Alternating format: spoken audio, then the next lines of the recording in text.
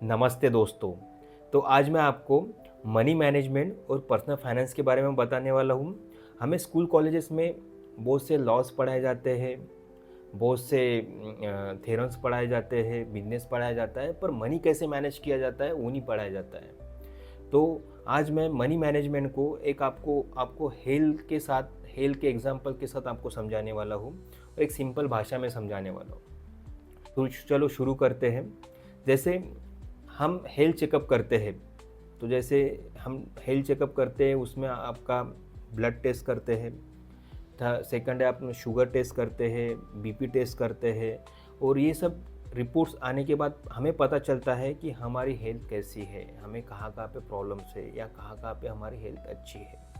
वैसे ही money management में और पर्सनल फाइनेंस में हमें हमें ये पता चलता है कि हमारी इनकम कहाँ से आ रही है, हमारे एक्सपेंसेस कहाँ पे हो रहे हैं, हमारा सेविंग हो पा रहा है नहीं हो पा रहा है, हम इन्वेस्टमेंट कर रहे हैं या नहीं कर रहे हैं, और लास्ट ये हमारी फैमिली प्रोटेक्टेड है या नहीं है।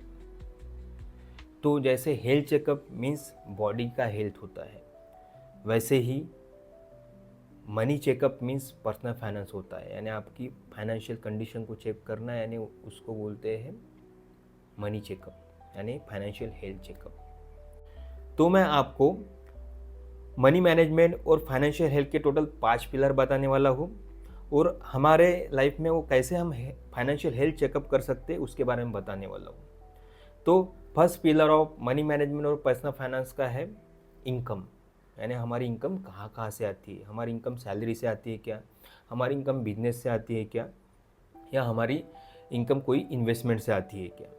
तो फर्स्ट पिलर है इनकम। सेकंड पिलर है मनी मैनेजमेंट और पर्सनल फाइनेंस का है एक्सपेंस, यानी हमें जो जो सैलरी आती है या जो बिजनेस से मनी आता है वो कहाँ कहाँ पे खर्च होता है, कहाँ कहाँ पे हमारा कैश फ्लो हो रहा है, कहाँ कहाँ पे हमारा खर्च हो रहा है। That is a second pillar of money management. Third pillar है मनी मैनेजमेंट और पर्सनल फाइनेंशियल हेल्थ का है सेविंग।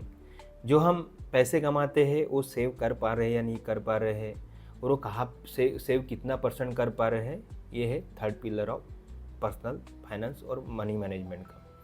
और फोर्थ पिलर है मनी मैनेजमेंट और फाइनेंशियल हेल्थ का, वो है इन्वेस्टमेंट। तो जो हम सेव कर रहे हैं वो हम पैसे इन्वेस्ट कर पा रहे हैं या नहीं कर पा रहे हैं, और कहाँ पे इन्वेस्ट कर रहे हैं, जैसे म्यूचुअल फंड में इन्वेस्ट कर रहे हैं या नहीं कर रहे हैं, एसआईपी में इन्वेस्टमेंट कर रहे हैं या नहीं कर रहे हैं, या एफडी हो गया या आपका गोल्ड हो गया, इसमें इन्वेस्टमेंट कर रहे हैं या नहीं कर रहे हैं। और फिफ्थ पिलर है आपका मनी मैनेजमेंट और पर्सनल फाइनेंस का, वो है फैमिली प्रोटेक्शन और इमरजेंसी फंड। तो जैसे आपकी फैमिली प्रोटेक्टेड है या नहीं है, कई अनवांटेड आपको एक्सपेंसेस आए उसके लिए आपकी फैमिली प्रोटेक्टेड है या नहीं है, जैसे हेल्थ इंश्योरेंस हो गया, लाइफ इंश्योरेंस हो गया, और आपको आपको इमरजेंसी फंड है या नहीं है। इमरजेंसी फंड क्या होता है कि आपकी सडनली अगर किसी का एक्सीडेंट हो गया या किसी को जॉब लॉस हो गया, तो उस सिचुएशन में जो कैश अमाउंट रहता है हमें यूज़ आना चाहिए, उसको बोलते हैं इमरजेंसी फंड। तो टोटल मैंने आपको 5 पिलर बताए मनी मैनेजमेंट और पर्सनल फाइनेंस का। तो पहला है आपका इनकम, सेकंड है आपका एक्सपेंस, थर्ड है आपका सेविंग, फोर्थ है आपका इन्वेस्टमेंट, और फिफ्थ है आपका फैमिली प्रोटेक्शन और इनकम प्रोटेक्शन। तो ये हो गए 5 pillars of money management and personal finance. तो हेल्थ रिपोर्ट तो सबको पता है कि उसमें शुगर, अपना ब्लड टेस्ट होता है, शुगर टेस्ट होता है, और अपना बीपी टेस्ट होता है, और बाकी पैरामीटर्स आते हैं हेल्थ टेस्ट में। बट फाइनेंशियल रिपोर्ट में क्या होता है मैं आपको बताने वाला हूँ। जैसे फाइनेंशियल रिपोर्ट में आपको पता चलता है आपकी इनकम सोर्स क्या है, आपके एक्सपेंसेस कहाँ कहाँ पे हो रहे हैं, यानी आपका कैश फ्लो पता हो रहा था कि आपकी जो महीने की सैलरी आती है, आपको महीने का जो इनकम आता है वहाँ से कहाँ कहाँ पे वो खर्च होता है। थर्ड है आपको नेटवर्थ पता चलती है कि आपकी नेटवर्थ कितनी है। नेटवर्थ क्या होता है, यानी आपकी जो असेट्स रहते हैं, जितने आपके पास जो असेट्स है, जैसे गोल्ड है, आपका घर हो गया, या आपके जितने स्टॉक्स हो गए, या आपके शेयर्स में जितने मनी हो गया, उससे माइनस अपने लाइबिलिटीज़ यानी लोन्स जो रहते हैं, आपके लाइबिलिटीज़ रहती है, उसको करने के बाद अपना नेटवर्थ कैलकुलेट होता है। आपका सेविंग परसेंटेज कितना है। नॉर्मली सेविंग परसेंटेज आपका 20% ऑफ अपना इनकम रहता है। तो हम क्या करते हैं, हम पहले एक्सपेंस करते उसके बाद सेव करते। पर पे योरसेल्फ फर्स्ट कॉन्सेप्ट क्या है कि आपको पहले सेव करना चाहिए मिनिमम 10 to 20% और उसके बाद आपको खर्च करने चाहिए, क्योंकि पहले अपनी जो कम सैलरी थी उसमें भी खर्च चलता था और अभी अपनी सैलरी या इनकम बढ़ी तो उसमें भी खर्च चलता है। तो फर्स्ट हमें सेव करना चाहिए, उसके बाद हमें एक्सपेंस करना चाहिए। और जो नेक्स्ट पैरामीटर है वो है इमरजेंसी फंड। जैसे कुछ आपको इमरजेंसी आ गया, जैसे कुछ कोई किसी का एक्सीडेंट हो गया, का जॉब चला गया, उस टाइम में आपको 3 to 6 मंथ ऑफ आपका जो इनकम है उसका आपको इमरजेंसी फंड आपके कैश अमाउंट में चाहिए। वो आप आपके एफडी में रख सकते हैं या आप लिक्विड म्यूचुअल फंड में भी रख सकते हैं। नेक्स्ट आता है जैसे आपके ड्रीम्स हो गए, चाइल्ड एजुकेशन हो गया, या अपने रिटायरमेंट हो गया, या आपके कार परचेस, वैकेशन हो गया, इसके लिए कितना एक्सपेंसेस लग सकता है फ्यूचर में और इसके गोल्स क्या है वो भी, और आपको कितना फ्यूचर में उसमें खर्चा आ सकता है, उसका एक फाइनेंशियल रिपोर्ट में और हेल्थ रिपोर्ट में आपको एक टोटल खर्चा और आपके लायबिलिटीज़ रहती है। नेक्स्ट है आपका कि जैसे आपके डेब्ट टू इनकम रेशियो कितना है। डेब्ट टू इनकम रेशियो क्या रहता है? डेब्ट यानी आपको जो इनकम मिल रही है उसके कितने परसेंटेज में आप ईएमआई भरते हैं। नॉर्मली मैक्सिमम 40% आपका ईएमआई रहना चाहिए आपकी इनकम के हिसाब से। तो ये सब पैरामीटर्स रहते हैं आपके फाइनेंशियल हेल्थ रिपोर्ट्स में, और इससे और ज़्यादा पैरामीटर्स पता चलते हैं जो आप आपकी फाइनेंशियल हेल्थ और आपके मनी मैनेजमेंट्स को मैनेज कर सकते हैं। सो कुछ मिस्टेक्स है जो फाइनेंशियल हेल्थ को हार्म करती है। फर्स्ट है no budget. No budget means आपका कोई बजट नहीं रहता है कि अपना जो खर्चा है, जो मंथली खर्चा है वो कहाँ पे जाता है, या कोई चीज़ खरीदना है, जैसे बच्चों के एजुकेशन हो गया या किधर हमें वैकेशन के लिए जाना है, उसका कोई बजट नहीं रहता है और मंथली खर्चे का बजट नहीं रहता। तो पहली मिस्टेक है नो बजट। सेकंड मिस्टेक है नो गोल्स।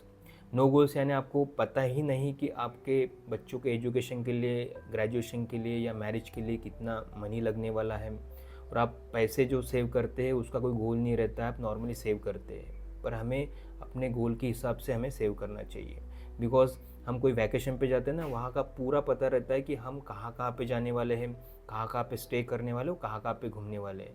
पर वही बात आती है हमारे पर्सनल फाइनेंस की और पर्सनल चीज़ों की, तो हम उसको गोल बेस्ड प्लानिंग नहीं करते, तो गोल बेस्ड प्लानिंग करना चाहिए।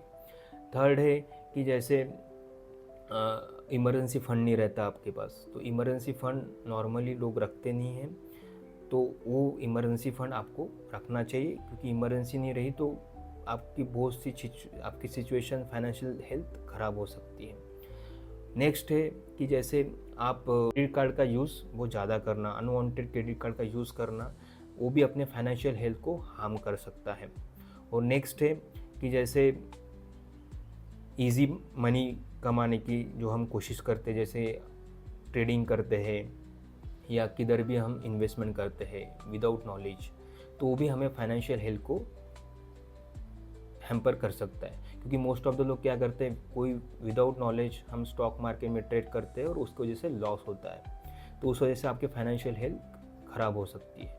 नेक्स्ट है कि इंश्योरेंस को हम एक्सपेंसेस समझते हैं। जैसे हम हेल्थ इंश्योरेंस हो गया, तो हेल्थ इंश्योरेंस में क्या होता है कि हम जो प्रीमियम भरते हैं 15-20 हज़ार जो कुछ प्रीमियम आता है फैमिली को, उसको हमको एक्सपेंस समझते हैं और हम इंश्योरेंस नहीं निकालते हैं, इंश्योरेंस नहीं निकालते। उस वजह से सडनली हमें कुछ, हमारे फैमिली को हॉस्पिटलाइजेशन हो गया तो एक लमसम अमाउंट लग जाता है, 1 से 2 लाख रुपये अपने को खर्चा ऐसे ही लग जाता है कोई भी हॉस्पिटलाइजेशन में हो गया तो हेल्थ इंश्योरेंस को एक्सपेंस समझना ये भी मिस्टेक्स है और वो अपने फाइनेंशियल हेल्थ को हैम्पर कर सकती है। तो हेल्थ इंश्योरेंस और टर्म लाइफ इंश्योरेंस आपको निकालना चाहिए अपने फाइनेंशियल हेल्थ को सही रखने के लिए। तो ये सब पैरामीटर्स है जो अपने फाइनेंशियल हेल्थ को हार्म कर सकते हैं। जैसे फर्स्ट है आपका नो बजट, नो गोल्स, उसके बाद आप जो क्रेडिट कार्ड का यूज़ अनवांटेड करते हो वो हो गया। इमरजेंसी फंड नहीं रहता है आपके पास, वो भी आपको अगर फाइनेंशियल हेल्थ के लिए हैम्पर कर सकता है।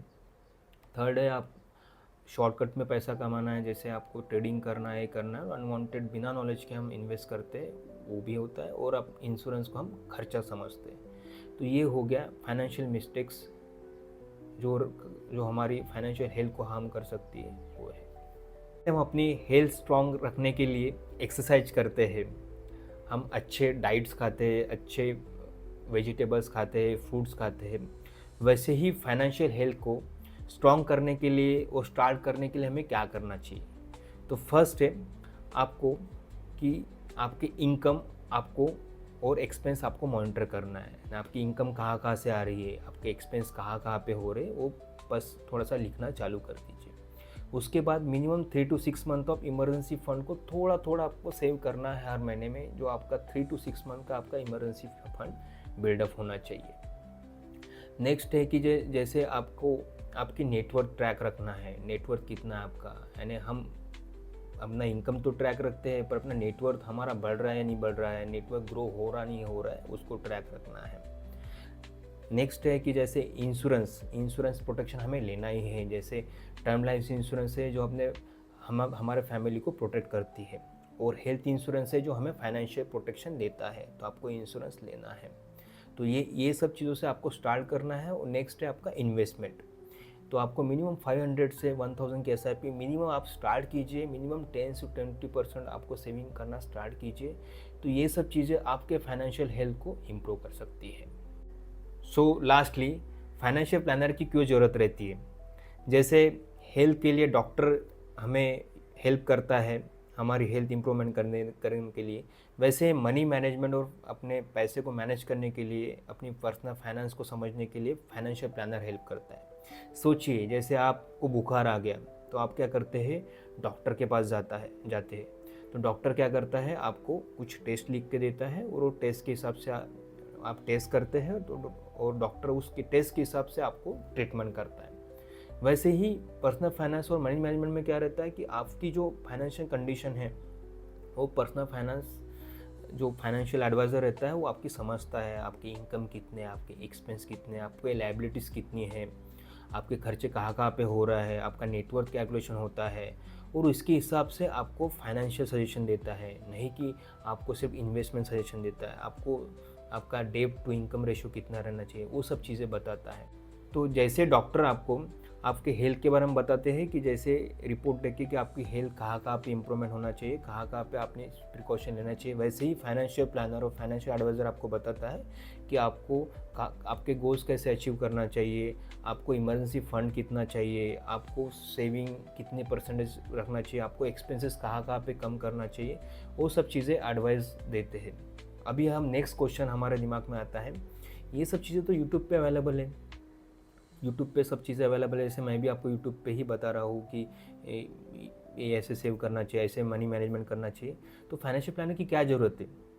सोचिए, जब आपको कोई डिसीज होता है, आप कोई बीमार होते हैं, आप गूगल पे जाके सर्च करते हैं कि उसके सिम्टम्स क्या है, और बहुत से सिम्टम्स बताने वाले, उसके उपाय बताने वाले लोग आपको यूट्यूब और गूगल पे मिल जाएगा। गूगल भी आपको बता देगा कि क्या चीज़ के कारण आपको सर्दी हुई है, क्या चीज़ के कारण कौन सा डिसीज़ हुआ है।